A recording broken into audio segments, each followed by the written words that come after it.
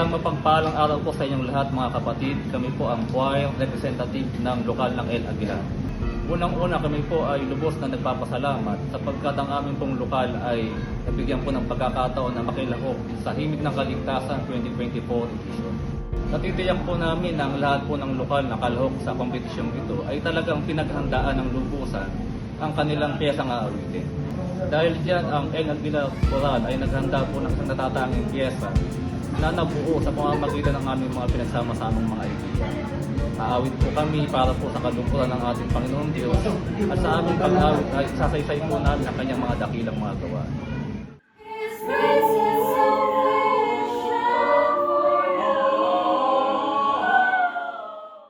Muli kami po ang El Aguilar Choral ay nagpapasalamat at inaanyayahan po namin kayong saksihan ang Himig ng Kaligtasan 2024.